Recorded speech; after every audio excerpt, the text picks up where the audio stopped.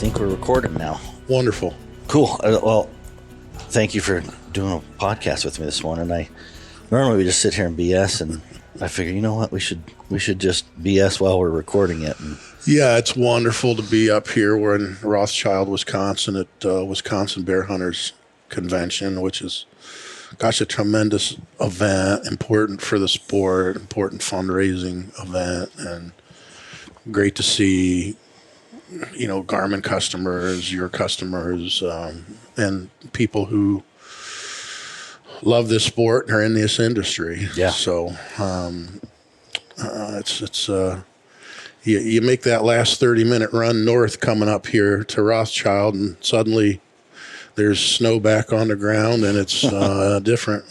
A different world. We had snow a couple weeks ago, I guess, a week or two ago, and a lot of snow, like 2 feet. You sent that message, and I had to check the weather, and because, man, they get snow this late. They have a really bad season this year on snow, so if it's going to be snowing, the turnout turns out pretty rough over here. So yeah.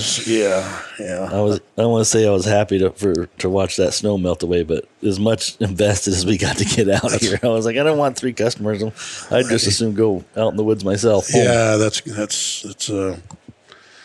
it's a great place, and if you're if you haven't been here, you need to put it on your bucket list to come up here. And if you have any interest in the sport of bear hunting with dogs, well, you need to get up here. And they've been doing this thing for I don't know, decades now, and they really put on a big show. If you're interested to see how you can grow your particular organization, maybe just come up here and watch what they do. You know, they have all the politicians come in, all the senators and congressmen and the governor sometimes, and it's they do it upright for sure. Yeah, they get a good crew here.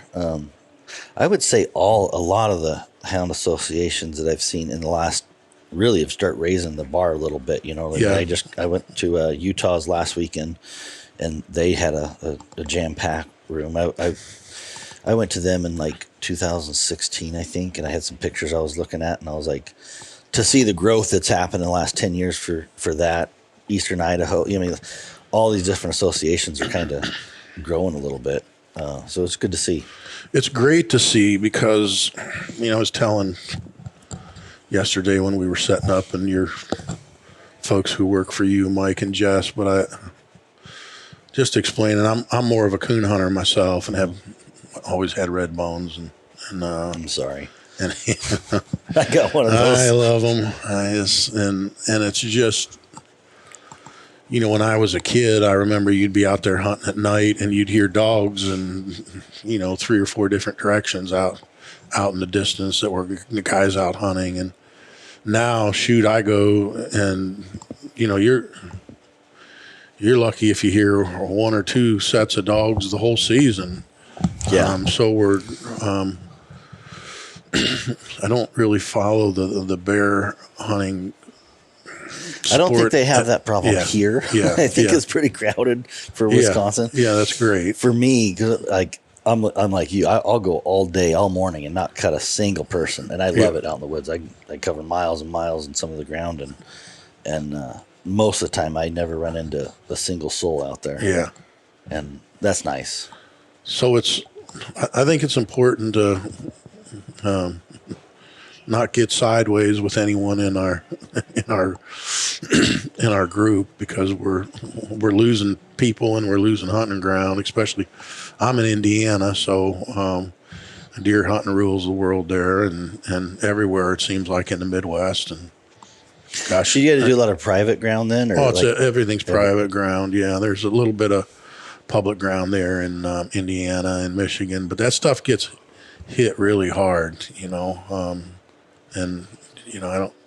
So what kind of land, like, how big of a sections are you running in, and what, like?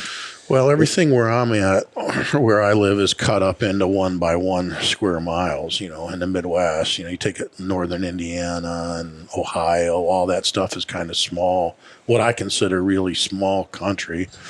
But luckily for me, I can just get across the border into Michigan a little bit.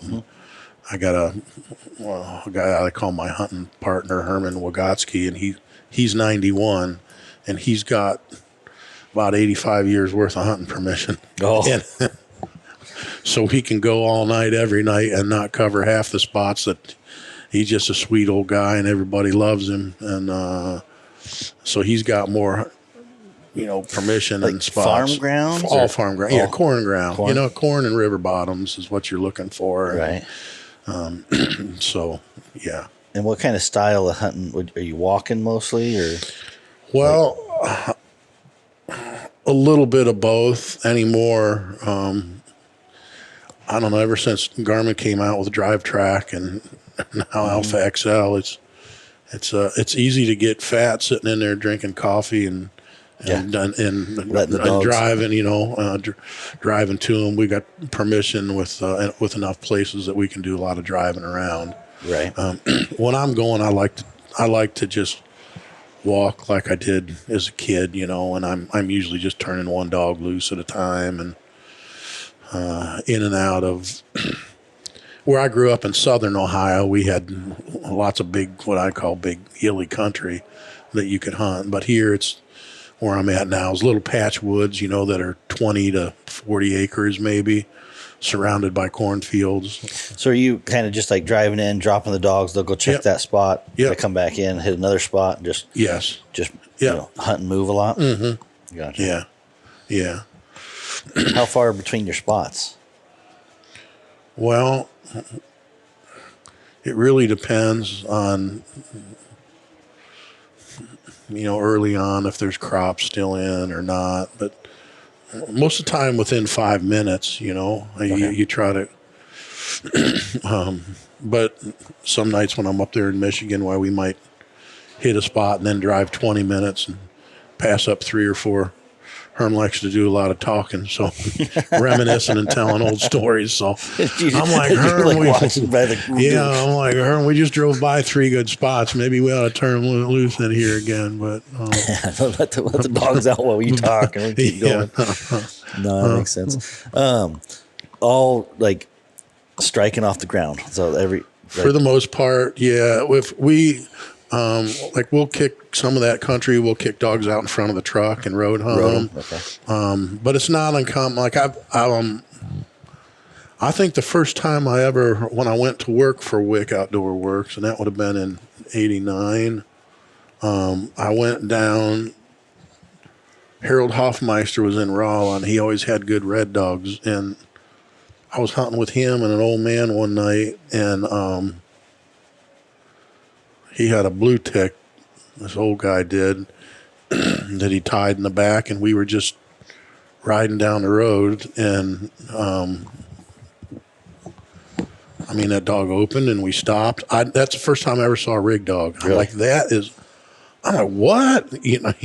I'd been coon hunting a lot of years, never heard of such a thing, and I'm like, well, that's all right. So I've never had of course, people that know rig dogs know some do a great job and some don't work at all. Yeah. And it seems like it's a real talent. And I think, I have heard people better than me said you don't make a rig dog. You know what I mean? Right. Like, and what he looks for is a dog that's really quick to like open. You know what I mean? Right. If it's like super quick to open, he goes, that seems to make a better, at least for bobcat. You know what I mean? We're talking cats, which are really difficult to rig. I think for coons, and I know like old Herm used to tell me, back in the 50s and 60s, why he'd just have a dog sit there in the passenger seat of his car, and they'd just strike out of the window of an old station wagon. But when I was with Wicks, then he had John had several dogs that when it would get terrible cold weather, and it's 0 and it's snowy, and you don't. He'd have some dogs that rigged real well, and then you could just drive around until you struck a coon. And of course, you can tell by their bark how good a track it is or isn't, and decide to turn loose. But once I saw dogs that did that,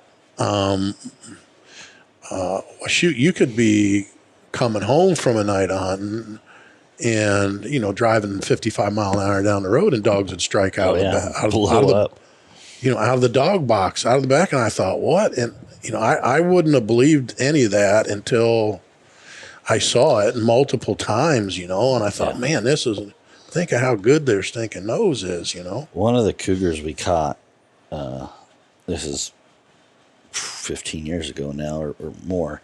That's how we caught it. Is we were hunting these roads, whatever, and we loaded up. We're hauling ass to go try another spot, and just it blew up. And I was like, oh. And so we, I was with Dawn at the time, and I said, no,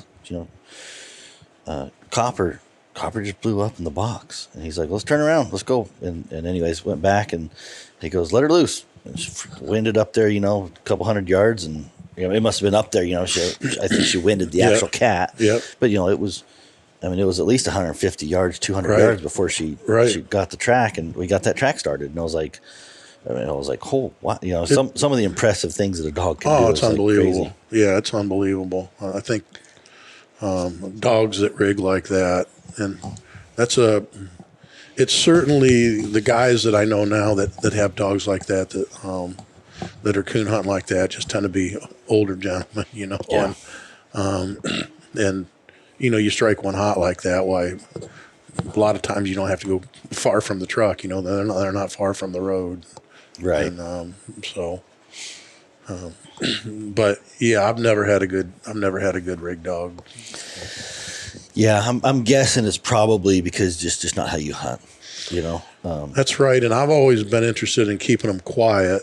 Also, I have bark collars hanging on my dogs a lot, when they're in the kennels, and I just I just don't like a barking dog around the place. Yeah. And and it's like, I don't want to act like I got these fantastic rig dogs, because I do all right, but I'm really cautious to be like, because I've seen great people, I've seen really good people hunt, and I'm like, I don't hold a candle to that guy. You know what I mean? He's hunting 6 days a week or whatever. I'm like, I'm not putting myself in that category, but I can look pretty good to a novice. You know what I mean? If somebody shows up that doesn't know what they're doing, they're like, dang, buddy's got some good dogs. I'm like, they do all right, but you should see his dogs. Right, you know what I mean? Like, my dogs are a little whatever, but some of the rig dogs, because I'm in this mode right now. I've lost 2 dogs in the last 90 days. Since December, I lost my blue dog. She was 12, and I just lost Della, who's 10, and she's my little Southwest Lion dog. Both of them spleen ruptured. It was kind of a weird ordeal, but anyways, long story short, I've been really blessed with some older dogs. Yeah. And so right now I just put a pup in. I haven't put a pup in for a while. And I guess 2 years I put a pup in.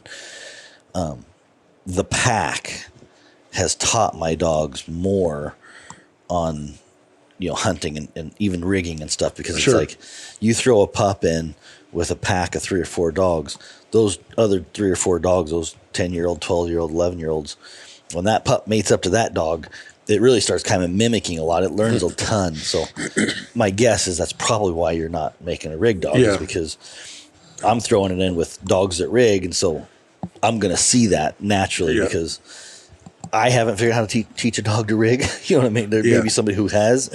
I'm not that guy. I can't take one dog and I've tried it where you put scent on the side and you drive by and hiss them up and try to get them to go. And I just have not had a ton of success with that. I mean, I can teach them to strike me because they smell where I got out of the truck. And they're like, right here, I get petted if I bark right here. But it took a while for them to really get the cat and starting on the cat. And I'll be honest, I'm a little nervous that losing my older dogs and switching over to younger dogs. I'm hoping I got enough journeymen, at that 6-year-old. I got one at 6-year-old. My red dog is 12 now, so she's just about done. Like she does okay, but I'm just like, she's going to fall off a cliff any month now. And so I'm wondering if that 6-year-old is going to hold on to that 2-year-old, and then I got to, 10-week-old. Well, you can really, you have to always be thinking in those terms for sure. You know, you can, what you don't want to do is get caught and then you've got nothing and you're kind of starting over and then you're questioning yourself why you've ever done this before. I'm close to that, Mark.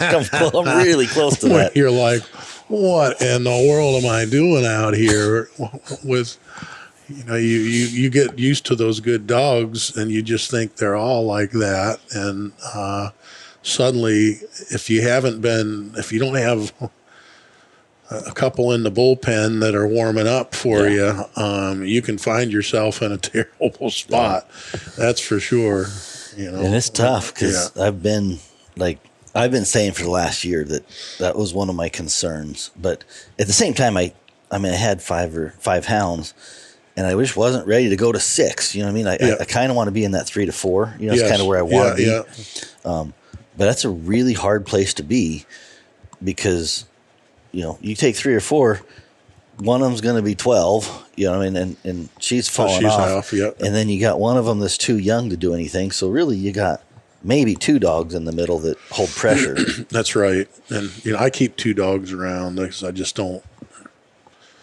I mean, I used to keep up to 4, and but I keep 2 around now, and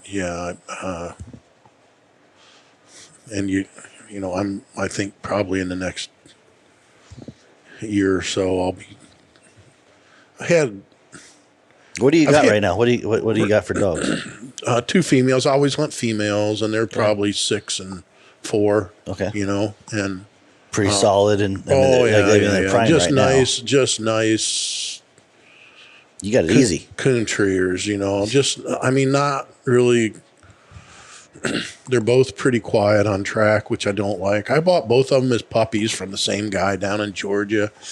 I just always think buying into people and nice people that have been doing it for a long time rather than just buying dogs and I bought both of these as puppies from him and they both have turned out to be nice dogs and I treat plenty of coons with them and but they're not unleash them and they're kicking dirt in your face and you know, to get in there they're not winners like competition wise. I've had a few of those, just a couple of them, but that's just a totally different deal then, you know. I mean, these are more pleasure dogs and they're great. And I have them, we got 4 acres there at the house where we're at. I have them running loose all the time. They stay close by for the most part and listen real well. And so yeah, I think also now. Before you go in there, I want to interrupt you. So I had a kid, email me. This was a week ago or so.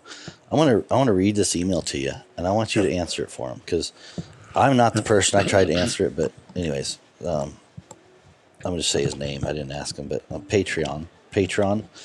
So I just got 2 Redbone and Walker pups, and they are siblings. One is a boy, and the other is a girl. I'm wondering if I should get them neutered and spayed, I'm assuming.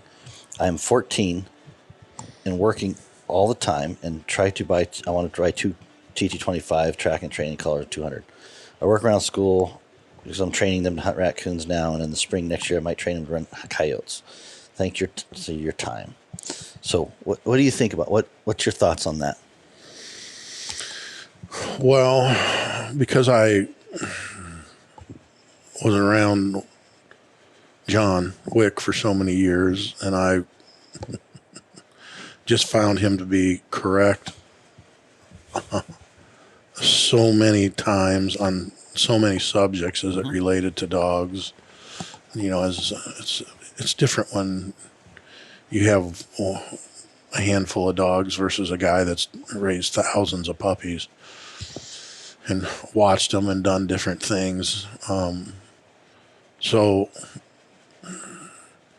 John's thoughts on males, and of course all males can be different, but a lot of them are, you know, territorial, and they get out of the truck and they're more interested in pissing and you know, with their teeth, you know, doing all that stuff.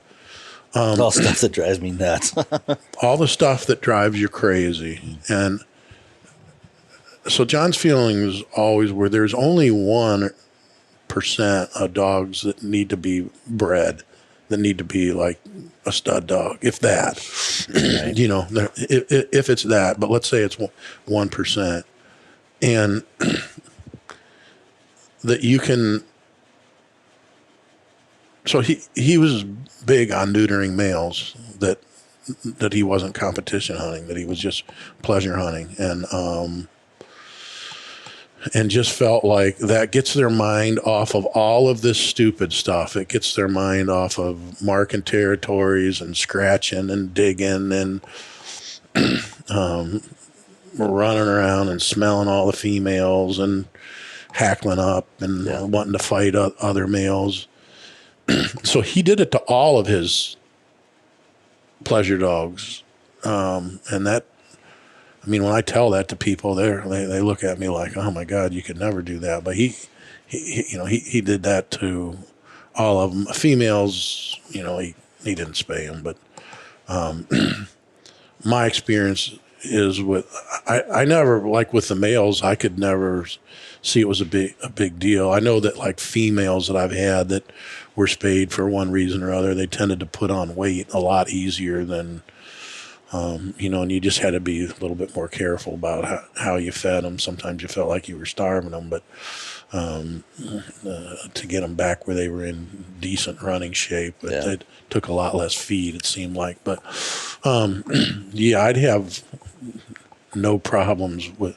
I don't like that, like males. I don't like them around. I don't like them just because of, you know, they're going to kill all your bushes around the house. They're going to, I don't like the smell of that male dog piss. I guess I'd say that on this, but I mean, when they're, not that I like getting that smell of any of them, but it just seems like, you know, it just seems like all that stuff that you just detest with, or I do anyway.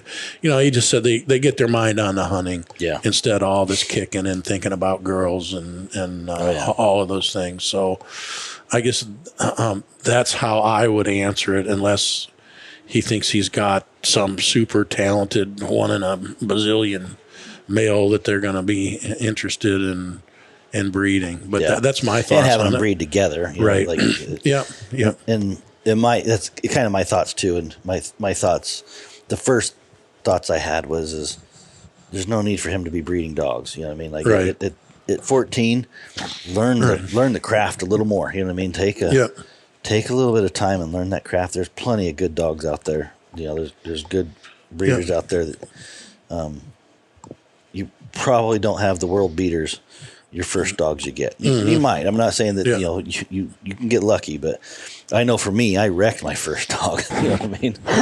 I got lucky. Probably the first one I had has been my best one that I ever had. And I've been looking for 50 years for another one just like her, you know. But it's crazy how that is. Yeah. You know? Yeah. And I was like, and I think also, to go along with what I was going to say before you even asked this question, buddy, was you know, I'm 63 now. I think I got my first puppy at 13.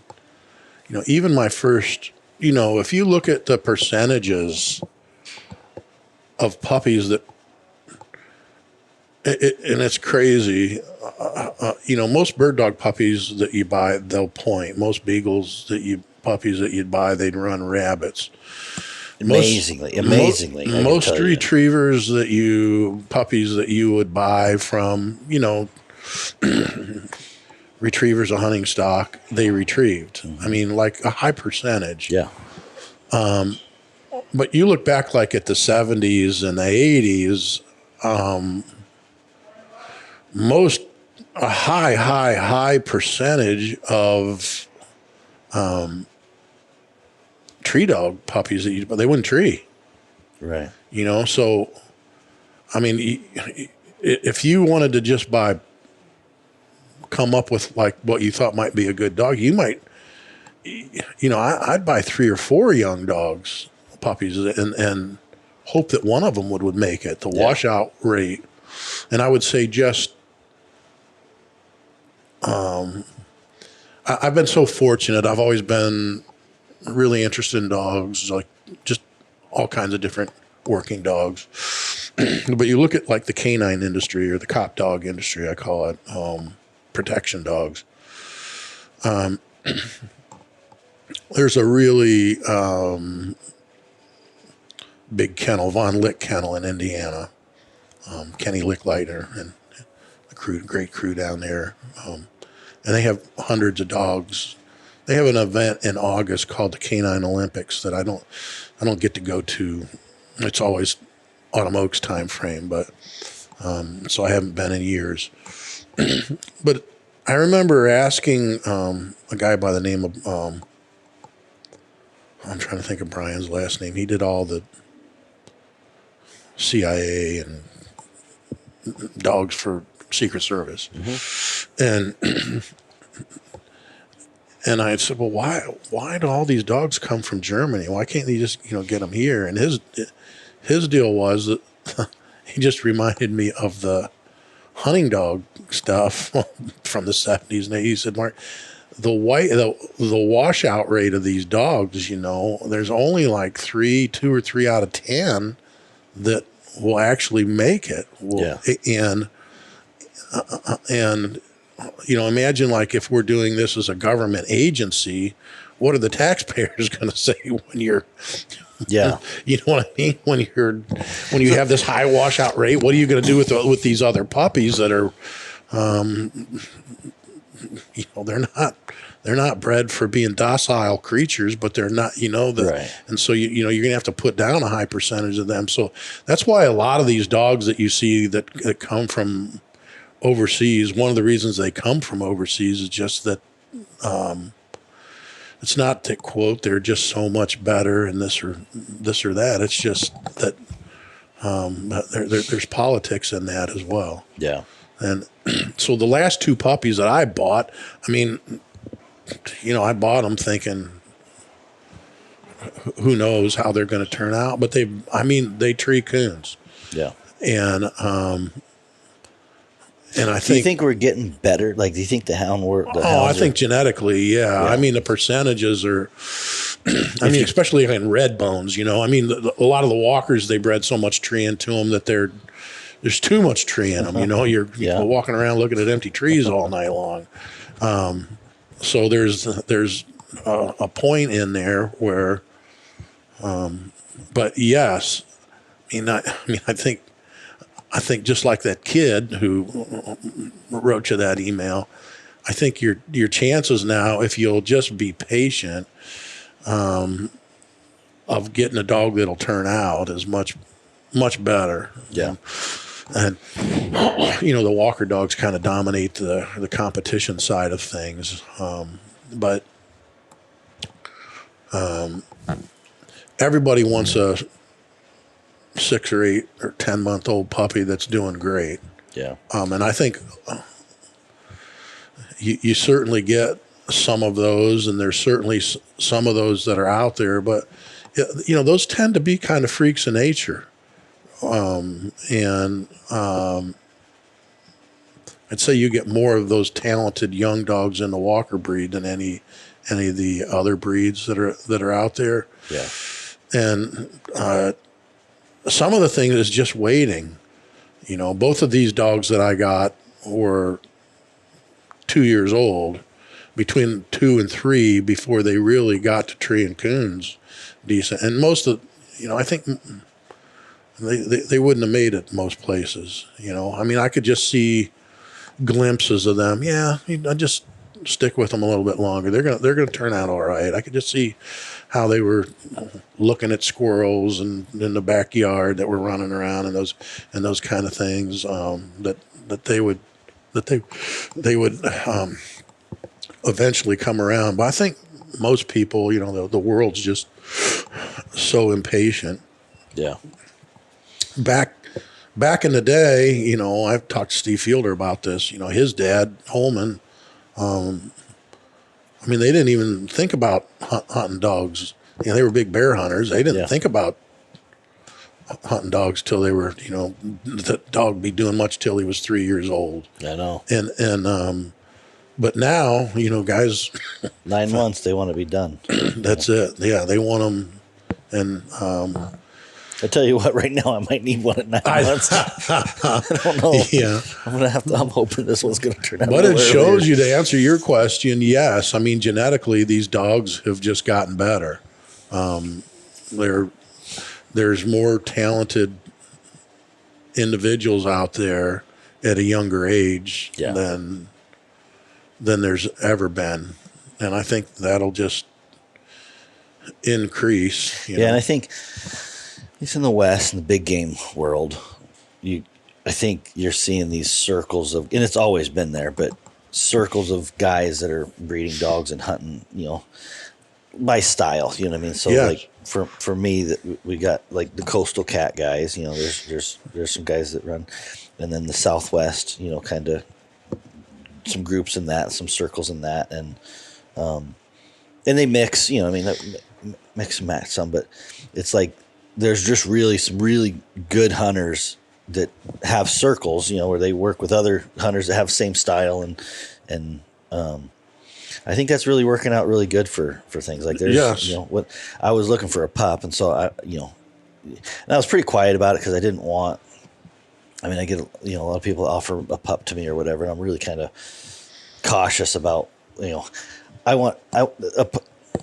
I have W, and I share my hound world with a lot of people, but kind of that puppy picking is a real personal choice to me. So I wanted to be like, I wanted to really think about where and how and what to get a pup out of, and kind of keep it a little bit private, I guess. So I didn't tell a lot of people I was looking for a pup and didn't broadcast it or anything, but I would look and go, okay, those guys, they catch a lot of cats on the coast, and I had a,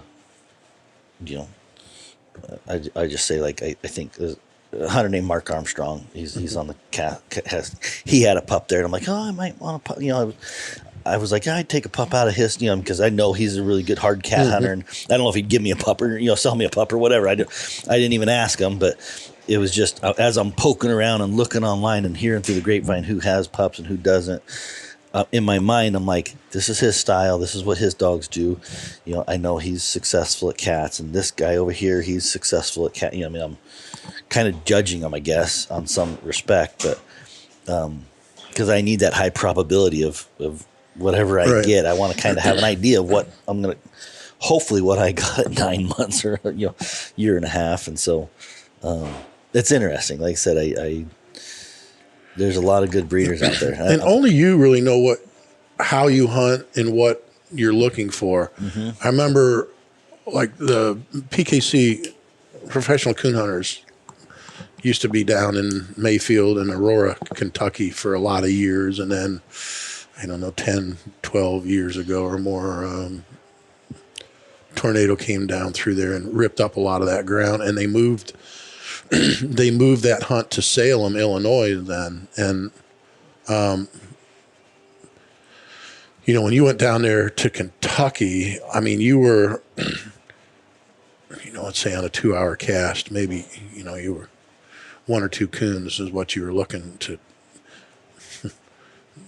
That's, you had to have a dog that really flew through the country and got around. There just weren't a lot of coons. And then they moved that to Salem, Illinois, which is completely different country. It's river bottoms, but it's not like land between the lakes, that god awful, just stuff in there.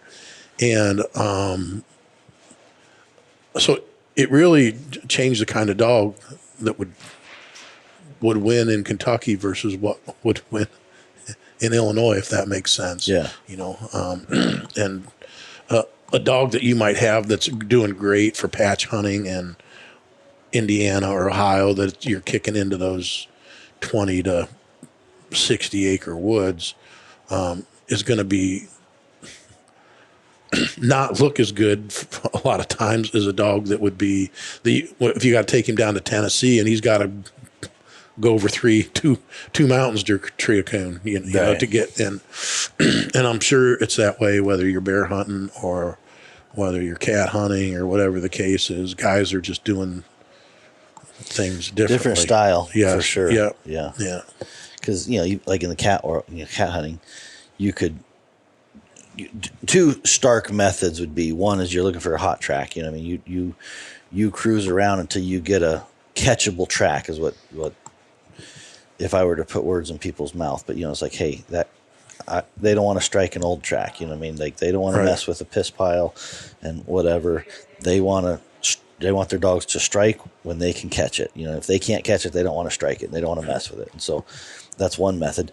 And the other method is I want to work on the oldest, crappiest track, and we may spend all day and move it one mountainside, and whether it's a lion or whatever, and our focus is to catch that cat. I don't care what we start at, but that's the cat we're going to try and catch, and we might not catch it today. We might have to catch it 3 days from now, but we got to get a line away. That cat's going this way, and restart up some of those guys on mules or whatever that hunt, anyways, same type of thing. It's like there's two different types of dogs there. One is like, hey, we're here to get on the jump quick, and then this one is we may take us days to get a jump, but we want to keep working on that one cat. Sure.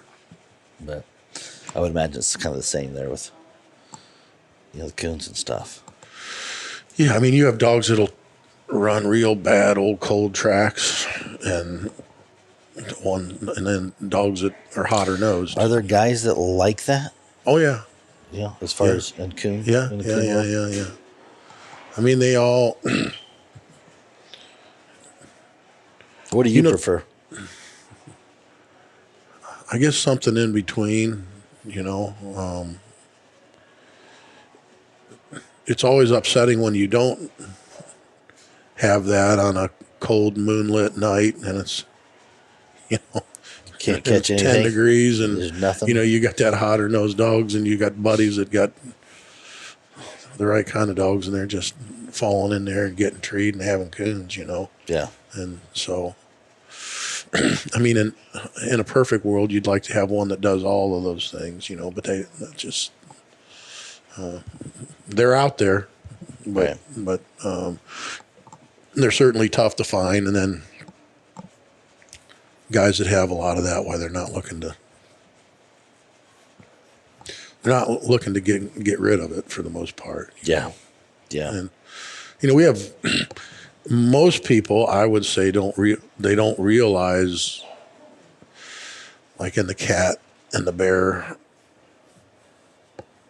hound industry, there's several hunts now in the coon hunting world that are $100,000 hunts. Mm-hmm. You win it, you get $100,000, and that blows people away. Yeah. And even the retriever people and the pointing dog people, they've always looked. I'd always go to those events when I was at Wicks, and they'd say, "Oh, you got to go to this one. It's a really big event." And I would go, and I mean, they're taking all week to run 64 dogs, and you're thinking, this isn't even a Friday night coon hunt back home, like a local club hunt that draws more dogs than what this national event is bringing in on other types of dogs. So that was always kind of. It took me years to even believe that. I'm like, no, that can't be right.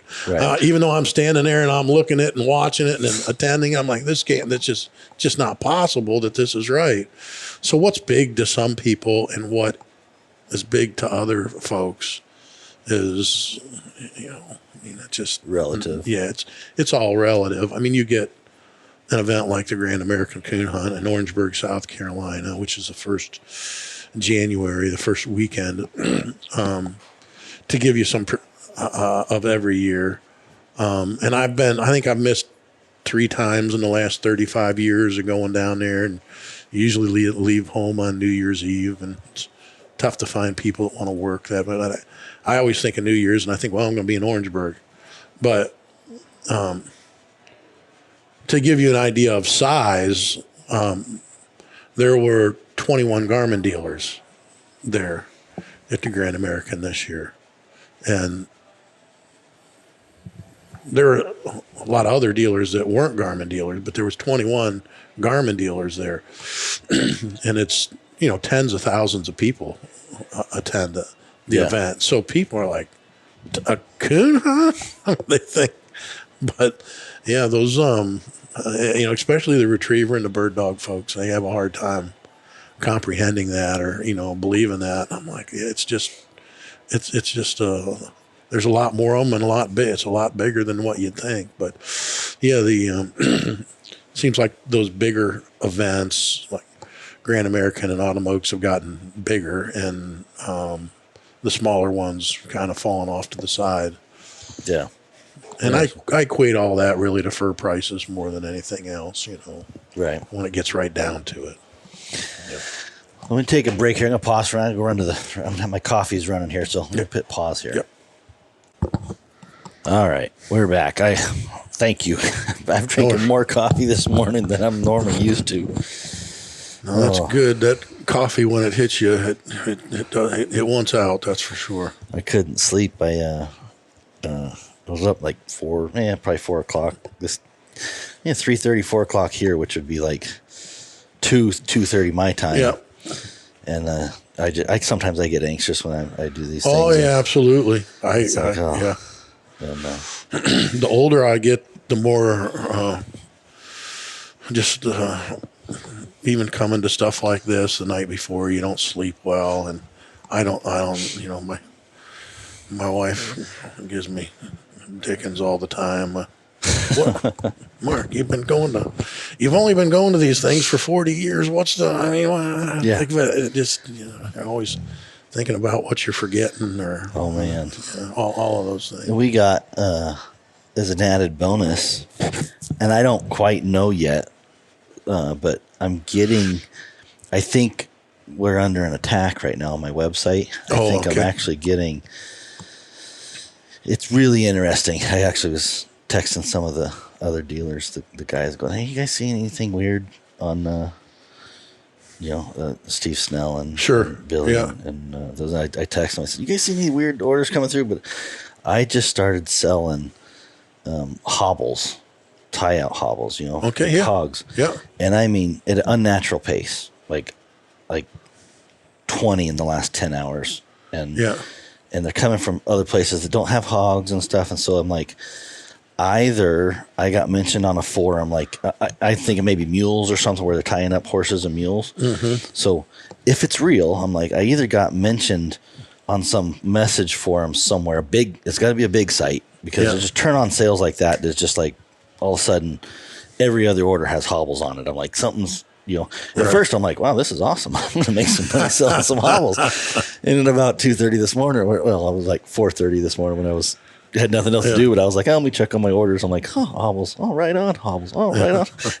Now I'm starting to be like, I sold another hobble. You know what I mean? I'm ready to check my phone. But anyways, it's interesting because I can't get any one of those people to call me back. So the first thing I normally do on fraud is I'll call a customer and just, hey man, what are you using these for? Oh, I got mules. How'd you hear about us? Oh, I seen a post on whatever. You know what I mean? Like there could be a real reason for this influence, and I'll be like, let me go pour some gas on that and be like, like increase my hobble sales.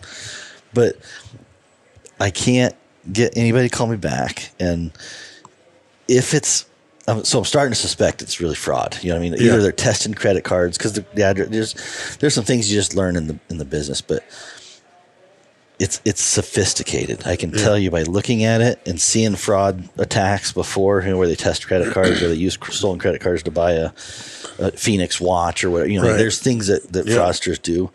Anyways, they don't buy hobbles. You know what I mean?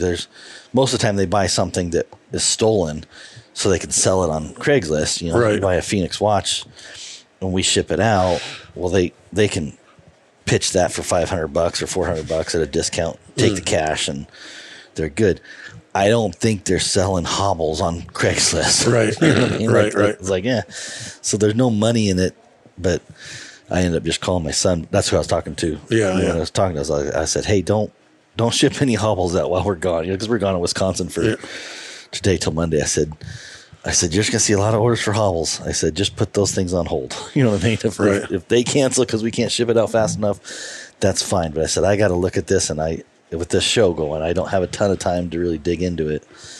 But anyways, I was going to say it's actually really sophisticated because the voicemails are coming back matching names. So it'd be like a girl, like, oh, this is Amber, and with tax, accounting something, blah, blah, blah. Yeah.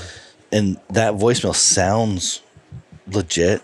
So unless they're testing her, unless she's got her credit card stolen or something. Yeah. There's reason this could happen, and they're all coming through PayPal Express, which, actually that's one right now. I'm going to take this phone call. Yep. Let's pause.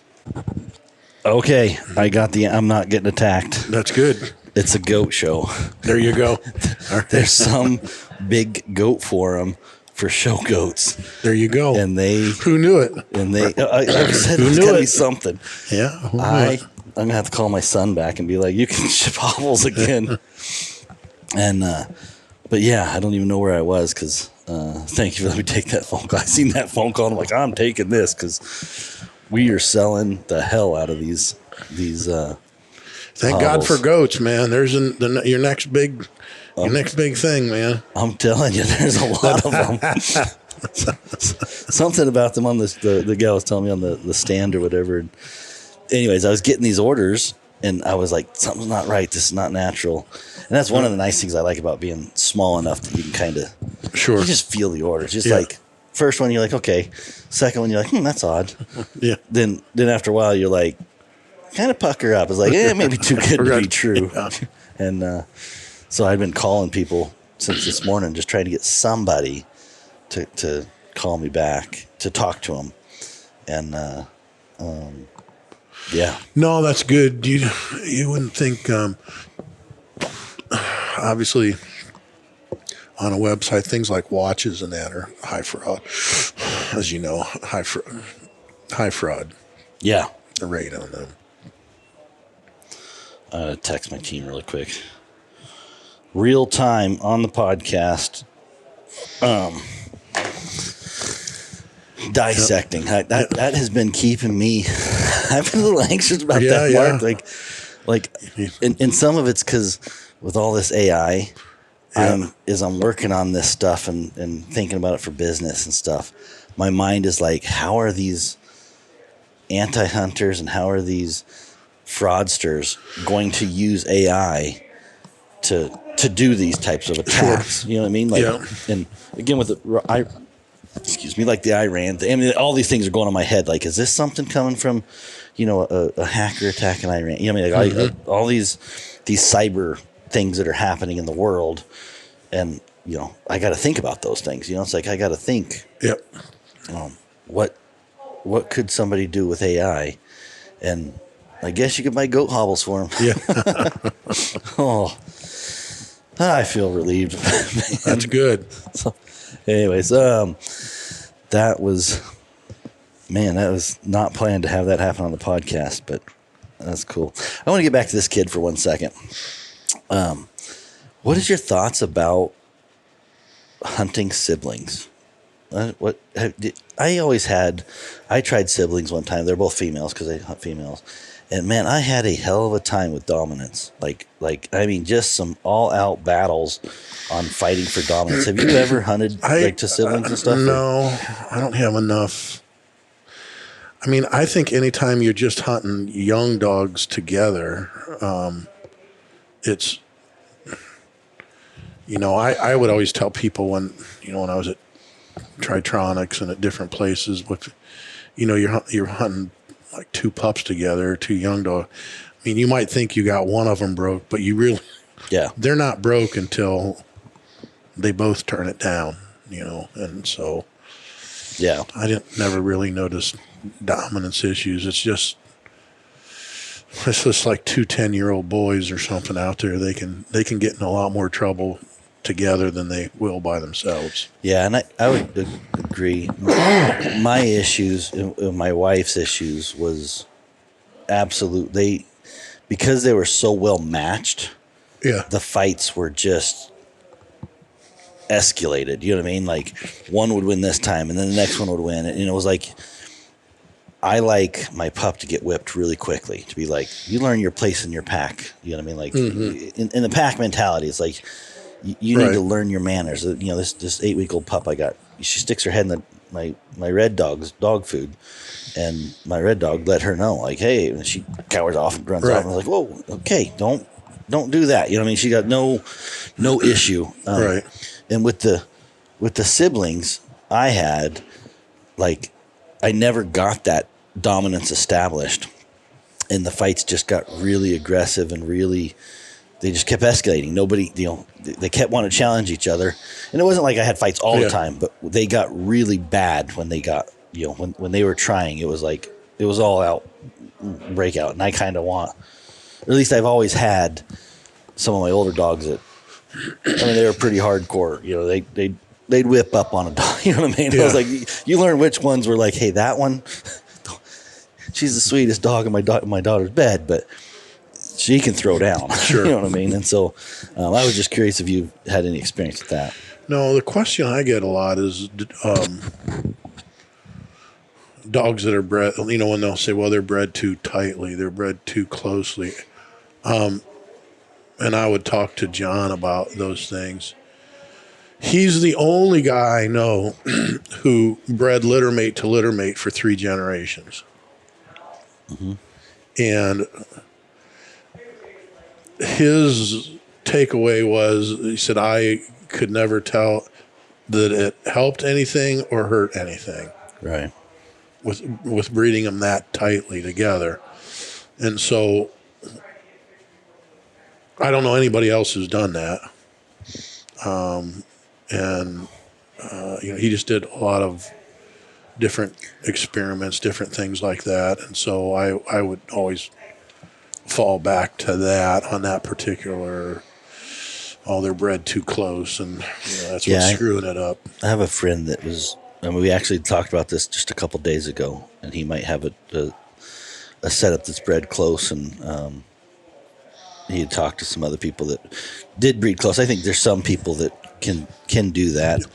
I am no way, like, over my head. You know, breeding dogs is like something I'm like, I mean, it's a level I'm just not ready for. Yeah, I think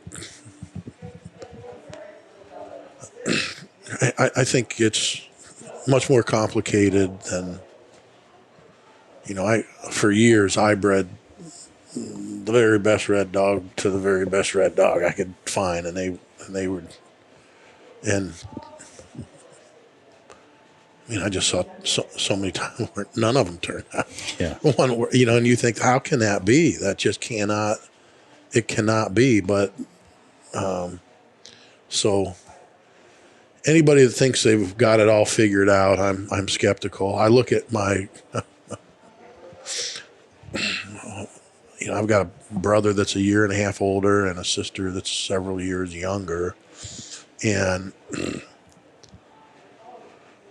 I mean, we were raised by the same mom and dad. We were raised in the same house, and couldn't be any more different. Yeah. Socially, politically. Like I sometimes wonder where who the hell raised them? What? What else did you grow up in? I mean, it's just so stinking foreign to me and so I think there's, man, a lot of that with dogs, just stuff that you think is turn out the greatest, and then, yeah, gosh, and then stuff that some accidental cross, and man, they all turn out. So who knows? Yeah, and then let me see here. He's got one more. Would you recommend a kennel or put my dogs in a post tied up next to their house? Yes. I mean, there's things to be said for both of those ways of penning up your dog. I've always liked the kennel and the look of a kennel, and Yeah. but I've also had them on those wire runs that do a great job. Also, those big tie out cables, and that's they can do their business at the far end and have their house and their water and feed at the other end and get exercise. Yeah. Probably more exercise than they're going to get in a kennel. A kennel's probably more work, because you're shoveling every day. But I like that. I like that. I think, if it's just one or two dogs, all of those things. And do you have canopy for them to make sure they got enough shade and all those things? Yeah, I had a kennel. This is my first good dog. I had a dog before that wasn't good, but just a coal basically. But I'd come home and she's tied up. She's on a chain there or whatever, and she had the kennel with the canopy. And I come home from work and she's just sitting on top of that canopy with the chain. I mean, climbed the thing, and I'm like, and in that point I was like, holy crap! It was so close to having a hung dog. Right? I mean, like that's what my thought was. Is like, dang it! If she would have jumped that fence and fell off, that. So if you do use a tie out, make sure that all of those. Yes, you got to really think. Can this dog climb a fence and get hung up on the other side or whatever? Make sure that chain is not in a position that there's danger that you don't even, because you just don't think dog's gonna climb this. I was not expecting to come home and see my dog sitting on top of my tarp on top of my kennel. Right. Wagging his tail, looking at me like, huh? Yeah. My wife would say, "Oh, like the couch is good." Got a house. I got my. No, there it is. Yeah. Anyways, that was the last questions that you had. I'm gonna email him back and tell him, "Hey, we just did a podcast on this. Answered your questions." Yeah. But he was a young kid. Sounds like he's just getting into it, and I'm always, like I said, I'm jaded from siblings. Like I won't do it. I won't take two. Especially females, so there's just no way you'd ever catch me taking two females out of a sibling after I'm scarred for life. And my wife's, if I'm even remotely scarred, she is like, I'd have to find a new wife. She's not gonna tolerate it. There's no talking her into that one. I can talk her into a lot of things, but not that. Yeah, I just think anytime you're doing like two puppies like that together, and I've done all that. It's just a lot more work. You have to have a lot more patience. If you're not, if you're not a patient person, you don't be working with young dogs anyway. But you just, I think some people's temperament are just. So in Coon, let's stay on that topic for this kid. Being that, I told him, I said I would take the one you like. Find that one that you like.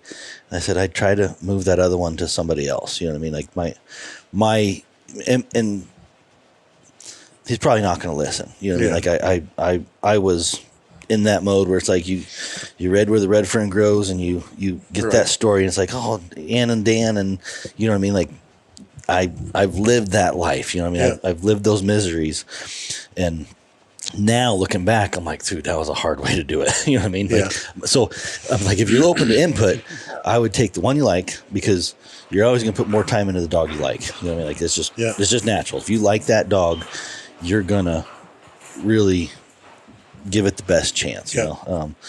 And let somebody else take that other dog, and hopefully a buddy that can hunt it with you and whatever. But and then you always got time later to buy another dog, because the other thing, I don't like two dogs matched up, because they age out the same. You know what I mean? And you can be sitting there with two 12-year-old dogs.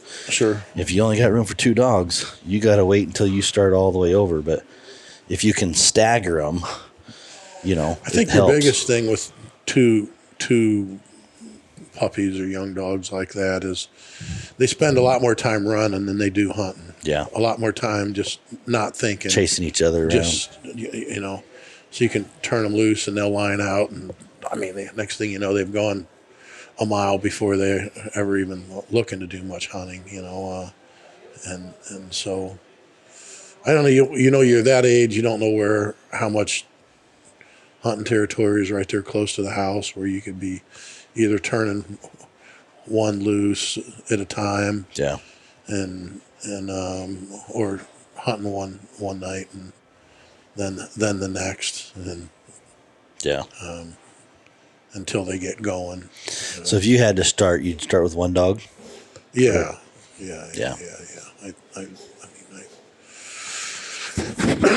I just don't think, I look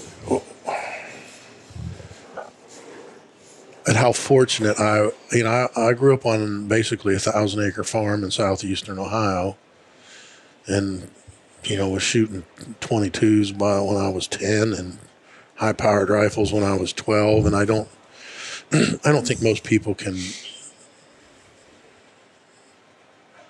are fortunate like that. They don't have that experience, and where you can just let, Wick's thing was just letting the dog run loose till he's 6, 8, 10 months old and starting to tree coons or squirrels on them by themselves, and then at that point tie them up. I mean, in a perfect world, you would awesome. Yeah, in a perfect world, you wouldn't even. Yeah, I mean, you wouldn't even be too worried about a kennel or whatever the case would be. But we don't live in those times. Yeah, it's just a different.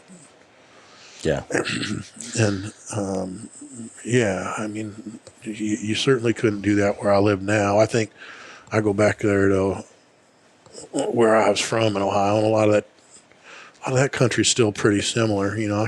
Probably.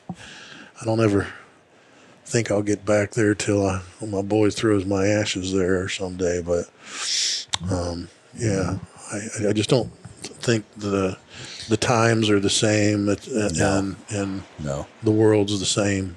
I would say if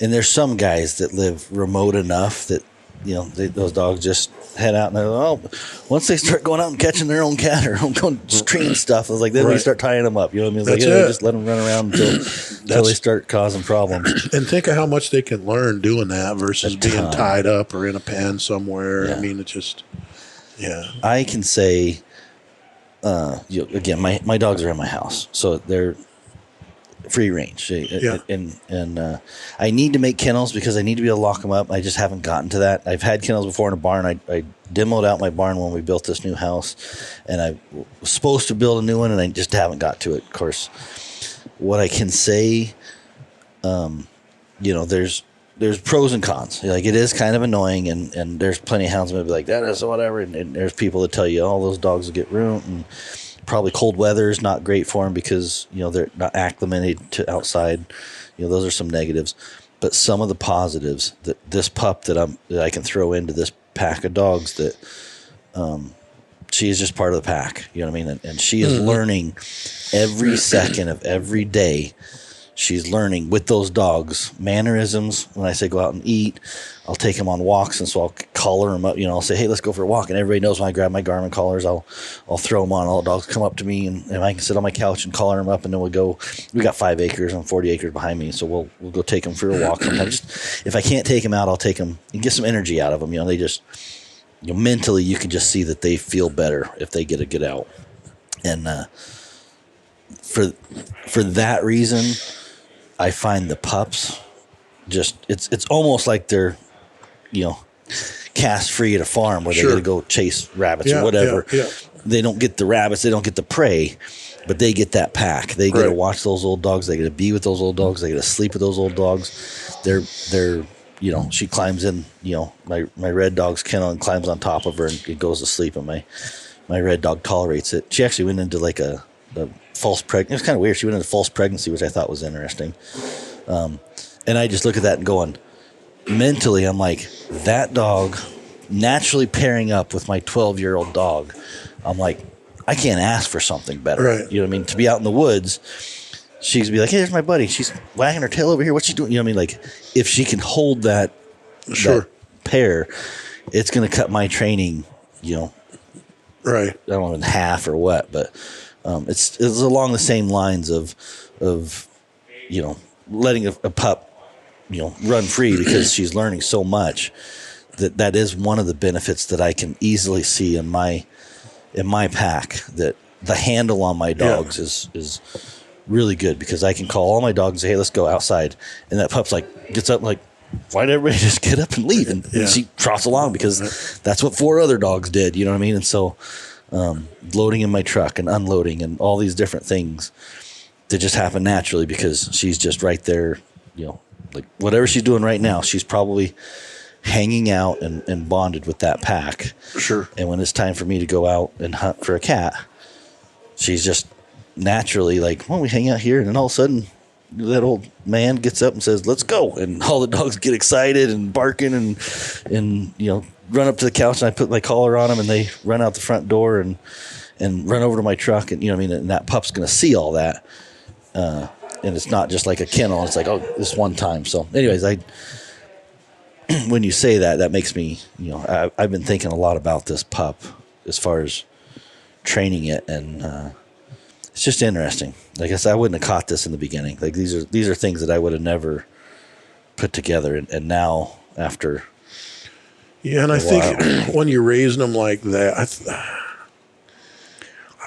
it's amazing how many people will just like throw food into their dogs and move on and not touch them and handle them. And you know, I think it's important to be, you know, when you feed those dogs every day, to just rub their ears for 20 seconds or something and and talk to them and let them know how special they are. And also so they're not growling at the feed pan around you and stuff like that's just not going to be tolerated. But all those things socially for sure are really important. You know? Yeah, really important. Oh yeah, even the praise. If we have a hard day of hunting, you know, we caught a hard one or whatever, and man, that night, all the times I'll just go lay down in their beds with them and just lay there with them, you know, just pet them, and they're all just, I mean, they're tired or whatever, and they just suck it up, and it's like, man, and I don't want to say it translates or whatever. I'm sure it does, but I'm not trying to be some dog whisperer or anything. But I'm happy, you know. I'm like, I'm proud of every one of them, and I think it just reinforces, like, hey, I got to think that they got to think, play back there. You see them sleeping and you see them running and barking in their sleep. You know what I mean? I'm like, oh, you running one right now. You know, it's like if they can dream about it, you know, they can sit there in that afternoon after a hard hunt and caught one and think, well, that's what happened. We caught one. And it's also, you know, Wick used to always tell me, what's the first thing they got to do? They got to go hunt. Yeah. That's the first thing they got to do. But along those lines, like with me, they got to listen. Yeah. And it's amazing to me how many dogs aren't tone broke, or guys don't know how to tone break a dog, or what. I mean, I'm just amazed at all of those basic teachings that they haven't taught a dog and haven't spent enough time around them. And you can tell those guys are just throwing feed into the pan and whacking them instead of giving them any loving at all. And but they got to listen. Like, you know, yours, like mine, they got they got to know what that tone is, and they got to know what here means. When you want them to come in, that's for sure. Yeah, no, that's a big, for me, a handle is everything. And it helps me with the young dogs too, because I can, you know, like I said, I'll take if I go out this week or whatever, that pup's going with me. Now, she's not going to run the race, but when I get out of the truck, she's getting out of the truck. When I hike to the tree, she's going to hike to the tree. You know what I mean? Like, as long as it's not a miserable hike that she can't make it. But, you know, 9 weeks is a little. There could be some trees that I'm like, okay, I might have to pack this dog. If I bring a backpack, I'll throw. She may sleep in the backpack. I don't know, but I haven't had that happen. But most of the time, when they can travel at least the distance I can, they go with me. Whether, you know, 10 weeks, 12 weeks, no problem. 8 weeks, they can tire out pretty good right now. They don't get the muscles and stuff, but yeah, they like. But again, they need that handle, because if I say let's go or whatever, you know, especially when I'm hiking a couple 100 yards or half a mile into the national forest, and they want to just take off, and he was like, you better be able to find me, because I'm not hiking back here again for a puppy. That's it. I guess I would. My wife, my daughter, but I want to pretend like I wouldn't. It's miserable if you've got one that won't, that's treed right across the river that you can't get to. I mean, I tell people, when you call that dog and he's treed over there, he needs to hit that river like a duck dog coming back to you, and that can take some time, but it's not nearly as hard as what folks would think. I think the handle on dogs has gotten way, just there's much more handle on hounds than I think there ever has been. I'd agree with that. Yeah. I would say most dogs are tone broke for sure now. Yeah. There's guys that are, there's some old school mentality of like, I want to be able to drag my dogs off a tree from a leash, and I want them to stay. And I think there's plenty of guys that, even with me not, having dogs in the house, is like, I can do what I need to do with a cat for the most part. Might not have the best, but I can tell you it's not because I don't lock them in a kennel outside. My handle's better. Like, there's a lot of things that I increase, but I would say, the old mentality of like, well, I need to go get that dog. That dog's supposed to stay there. And there may be some truth to that, where they don't tree as hard, or they may not tree for 2 days or whatever. Like some old crazy stories that I don't think my dog. I don't know. I haven't had to have a dog tree for overnight in a day now. I can tell you, like, I just virtually never use a dog lead. Yeah, I don't either. I just when to my detriment, to be honest with you, we had a issue because I didn't have leads with me. I forgot it in my truck. Right. I won't do that again, because tying up dogs in certain situations is a necessity. And I took a little bit of a risk on a situation, and it was my fault. And I was like, I paid a little bit of a price for that. But yeah, for the most part, let's go. Call every dog off the tree and be good to go. Yeah, I may hunt for a week and never had a leash on. I think when you've got young dogs, that's different, and you want to get into the tree and tie them up there tie them up at the tree and let them know they don't need to be wandering around and doing anything else. But once you've got a dog that's treeing, and and doing a nice job at that, why, you just need to be able to call them off. And if you nick them a little bit with a collar to get them to cut, they learn really quickly, that hey, just here means here. And I tie a dog off of the tree, away from the tree, away from the pack. If I have a pup wandering around, absolutely. I'll make her sit, 20 yards or whatever, so she can see the tree, so you can see all the dogs, and I'll go back down to that tree and pet dogs and whatever, and make that pup wish she was in the group. You know what I mean? It's like, if you're gonna go screw around, you can go screw around, or you can watch us have a good time down here at this tree and wish you were down here getting pets. And I don't know if it works or not, but that's my mentality. One of my mentors was like, tie that dog back a little bit so she can watch the excitement. And I say this pretty regular, but to folks, but when John was starting pups, you'd be amazed how long he would stay at a tree. Yeah. If he had, 2 or 3 puppies, or even one young dog there at the tree, he might stand there for 15 minutes, 20 minutes, petting that dog, talking to that dog. What are you thinking? What are you, and tapping on that tree, and guys just don't do that anymore. They just get in there and they pet him up a little bit and shoot the coon out or do whatever. But he was never a big fan of shooting a bunch of stuff out to dogs, to young dogs. But he was, he sure stay around there, and it'd drive you crazy sometimes. What in the world? But he said, you can watch that dog and see what it's thinking, and Yeah. when you're getting them started, why he would sure stay in there. I like that. Yeah. For me, it's just like, man, I just enjoy it. Just like, man, this is a good. Getting to watch the dogs, pet the dogs. I try and take some pictures. That's why I try and take pictures of whatever. I on agree. the other hand, like most of the males that he had that were winners, he didn't ever pet them.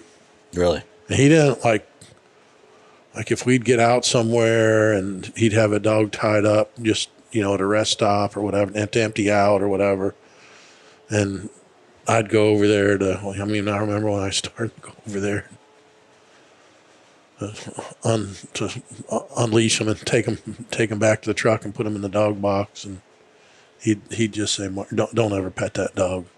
I don't want that dog ever thinking he's anything more than a dog, because a lot of times those males, they're right on the edge. To get a good one, to get those, when you get one of those Michael Jordans, they're right on the edge of being,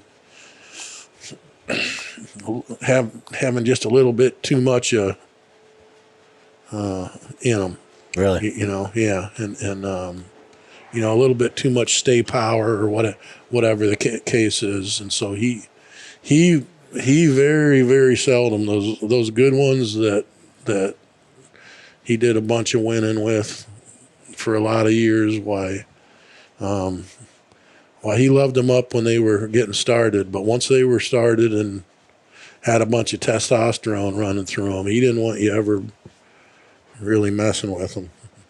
When they had one purpose. When they were in those hunts, hunting against 3 other strange dogs Yeah. You see the dogs have and I'm guessing yes, because I've seen competition in starting a track.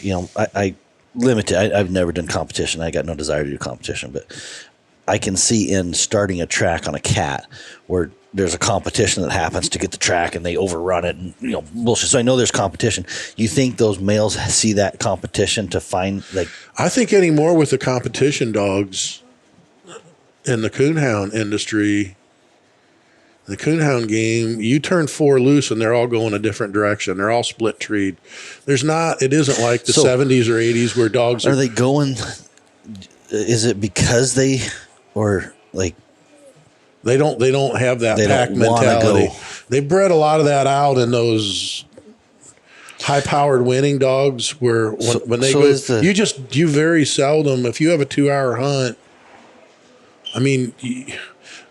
some of these hunts now are only an hour long. Are they like the driven ones by the during hunter? the week? I guess. Is a hunter going go that way? You know what I mean? No, the dogs are just doing that. Kick out of the truck and wherever they want to go is where they want to go. Yeah, they don't want to be with another dog. Really? They're running fast and far to get away from everything else. Yeah, so you might turn them loose and in 10 minutes you've got dogs treed in 4 different directions, and you use that hour or 2 hours of hunt time just walking with dogs. Really? Yeah, and so it's lots of these big winning dogs anymore. It's so they have to be fast and then they got to be quick, huh? They got because I guess you got to tree first to be able to go get. Well, getting strike points, and you're getting tree points. So so let's say we got 4 dogs, and let's say my dog goes in there and it trees first, and then 3 other dogs tree behind it in a different spot. When I go get my dog, I'm guessing we go to my dog first. If it treed first, I'm guessing, right? So we see the coon, whatever the points are. Yeah. Can I just release my dog to go hunt again? Can that dog go get a second coon right then while we're going to the second tree and then the third tree? You know what I mean? Does that make sense? Yes. Or do you know? I think now you've got to go to all the trees before you can release a dog. Yeah, and then you release them all again. Okay, you may not know that. Yeah. They've changed that rule, but certainly if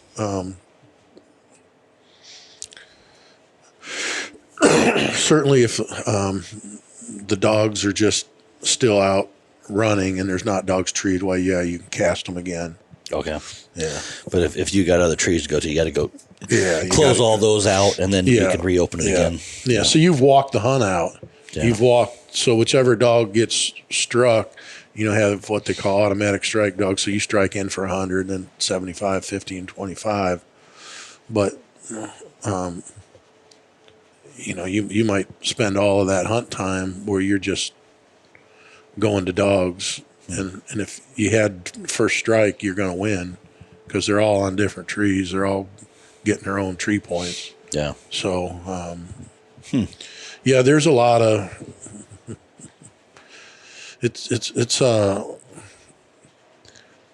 so some of the places that they hold, to try to hold some of these hunts now, there just isn't big enough country.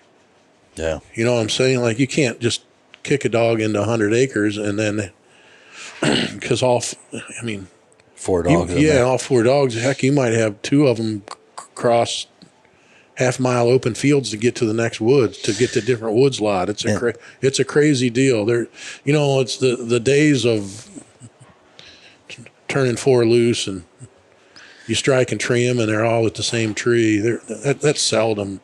Like I said, anymore. You turn four loose and they're all at four different trees. So they won't honor another dog at all. Yeah, they don't want that. They break off of that or whatever. I don't know that you can break a dog off of that. Guys certainly have tried to do that with that independence, but you can't. They're just they've just bred them to be these lone missiles, Yeah, and I had another question. Now I can't. So your dogs, will they? I want to turn this down just a little bit here. I wonder if we can get her to turn that vacuum on. No, she'll be done here in a minute. We'll cut that out a little bit. No, they'll tree together. Yeah, mine. Yeah, I don't want that blarkey. I've had them where they go far and fast and they're alone a lot, and that's. So you're doing it as a pack. Back up a little bit. You're doing it as a pack, and you want your dogs to hunt together. So it's for the most part, and that's not uncommon that they might get treed 50 yards apart or 100 yards apart, or if they got their own, they should keep it. Yeah, if they hit their own tracks, you want them to be independent and not just following each other. Yeah, following each other around, but they will honor. So if you get one treed, that other one can go to it. Or going to try and find its own. Mine will come together. They will, unless they got something going on by themselves. Yeah. Then they'll be split. Gotcha. But as a rule, most of these as a general rule now, most of these big winning dogs are really deep hunters, and they're not. They've bred them to not honor another dog. They don't. They want them to be really independent.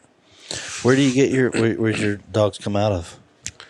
Real nice guy down in Georgia. I bought both of them. They're not related bloodlines at all, but he's always had good dogs, and so Bruce Simons is mostly where you same. Yeah, so I just happened to get two from him. They both turned out real well, and what'd you have before these two?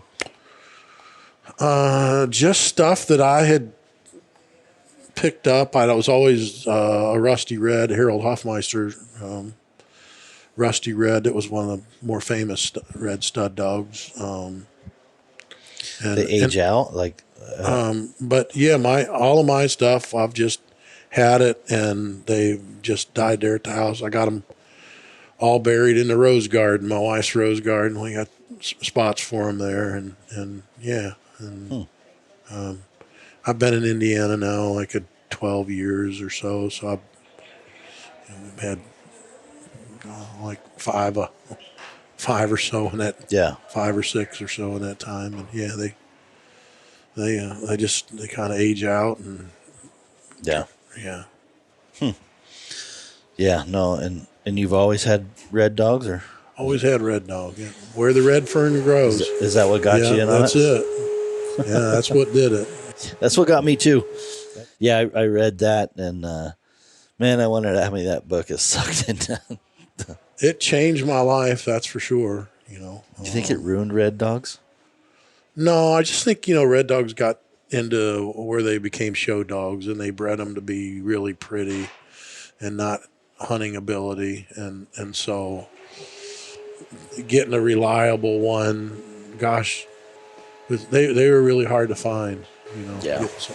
We got to be wrapping up here. We got a little bit of time here. That's good. Really enjoyed it. Always great seeing you, buddy. Always. Yeah, it was nice to talk about dogs for a chance. I was telling I need to do a podcast with Ross when he gets in here, and I was like, man, I need to do one on just bullshit about dogs again. Yeah. I need to get back on the dogs.